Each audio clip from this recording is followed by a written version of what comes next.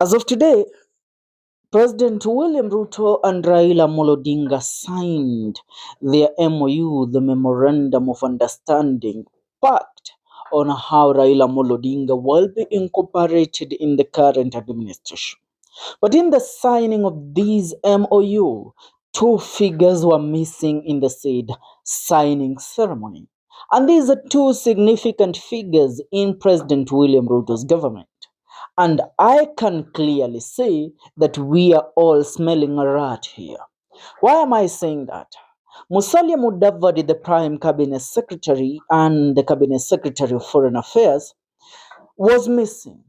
He was occupied with other affairs. Also, somebody else that was missing in the said meeting was none other than the Speaker of the National Assembly, Moses Wetangula. Now, the reason why we are doing this video is to explain to you what is happening and why there might be a breakup in the Kenya Kwanza administration after Raila Odinga came in. Skiza na usikize kwa makini. When you look at the current coalition, Raila Odinga being absorbed into William Ruto's government means that some people that held key roles and key positions in this administration will be thrown down the drain. Those people includes Musalia Mudavadi and Moses Wetangula.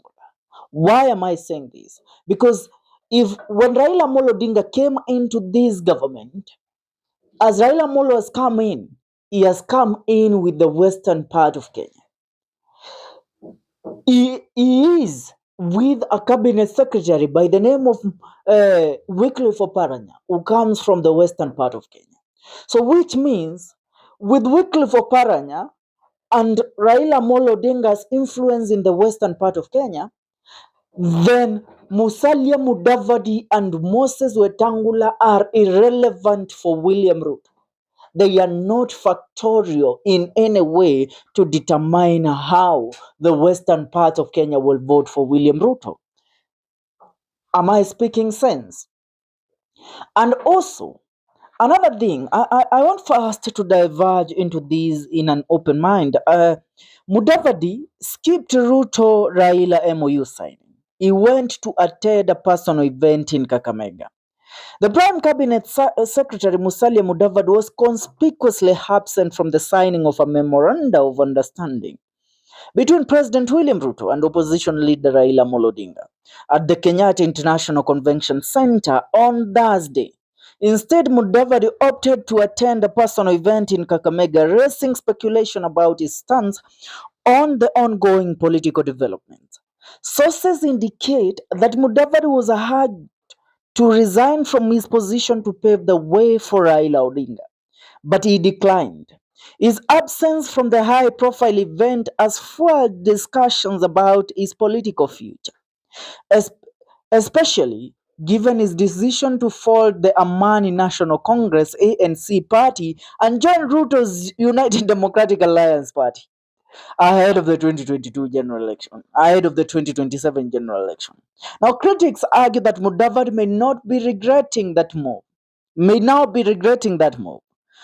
As political realignments within the Kenya Kwanza government take shape, his political influence has seemingly diminished, with some analysts suggesting that he has been sidelined despite his early support for Ruto. As the country watches the shifting political landscape, it remains to be seen how Mudavadi will navigate the unfolding development, especially with talk of new power sharing agreement between Ruto and Raila gaining momentum. Now, let's go back to speaking about this. Mudavadi is a foolish when it comes to the politics of the Republic of Kenya. Allow me to call him that. He behaved like a fool. Kitambi mbele na kukua influenced like a lady ambaye ameonyeshwa 5,000 inakuwa ngodha ni slide to unlock. The reason I am mad at Mudavadi is because this man held a party, the ANC, the Amani National Congress party, as the party chairman for a very long time, and this party was so influential in the western part of Kenya. Mudavadi downplayed his role. wakati Cleophas Malala left the party, he came to UDA. After leaving UDA, he advised Mudavadi not to dare dissolve that party. Because if he does so, Kasongo will betray him and Mudavadi will not believe what William Ruto will do to him politically. Now come to think of it, we always view Moses Wetangula as somebody that Ananga plans the future when it comes to politics, but this time round, Moses Wetangula has proved to be a genius, because even if he walks out of Kenya Kwanza right now, Moses Wetangula has his Ford Kenya party still intact, and he is the chairman of the said party. He is the party leader of the Ford Kenya party. Mudavadi has no argument. And I tell you, Raila Amolo Odinga coming into this government makes Musalia Mudavadi a non-factor in William Ruto's administration. What kazi yako ni gani wewe Musalia Mudavadi as prime cabinet secretary, yet tuko na prime minister? Because sincerely speaking, which other role can Raila Amolo Odinga hold in this government except the role of the prime minister and the overseer of the government? That was the role of Mudavadi. Mudavadi will be relegated to the cabinet secretary of foreign affairs. The role of prime cabinet secretary now belongs to Raila Amolo Odinga. Let the fact that alikataa kuresign na aachie Raila Amolo Odinga kiti. And another thing that has made me realize why Musalia Mudavadi and Wetangula missed on this signing is because these people, back in the year 2022, they were in the same coalition with Raila Amolo Odinga, the Azimio la Umoja coalition. These people went on a night meeting, consulted, and they organized a meeting. They held a press conference. In the said meeting that Musalia Mudavadi and Wetangula had organized, to the surprise of Raila Amolo Odinga, expecting that he would be invited there, he came to realize that they invited William Ruto, and they declared their earthquake, where they went ahead to sign an MOU with William Ruto and joined the Kenya Kwanza. Wakaanza kupiga kampeni za Kenya Kwanza na wakasaliti Raila Amolo Odinga. Now they have been enjoying power since 2022. They have been in government since 2022.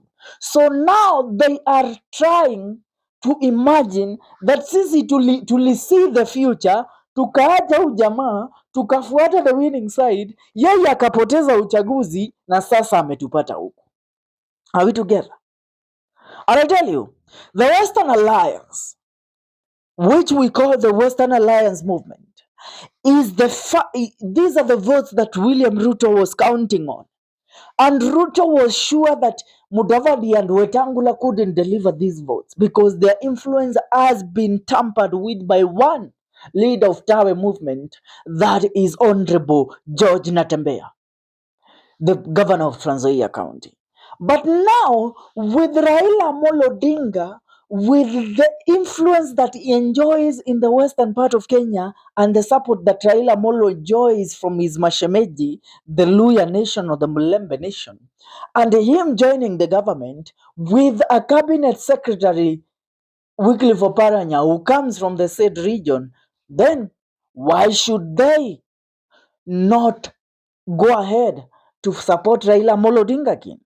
And Raila Amolo Odinga, the reason why Moses Wetangula missed even that meeting is because Raila Amolo Odinga has requested President William Ruto to add over the docket of health to ODM. The docket of health, according to the MOU, the Memorandum of Understanding signed between Ford Kenya and UDA and the Kenya Kwanza coalition, it is said that Wetangula will hold 30% shares of the William Ruto's government. And one of the most sacred dockets that Wetangula asked William Ruto to be given to his people was the docket of health. That is why the Wetangula's people, like Nakumincha, who was the first cabinet secretary of health under William Ruto's administration, was Wetangula's person and pick.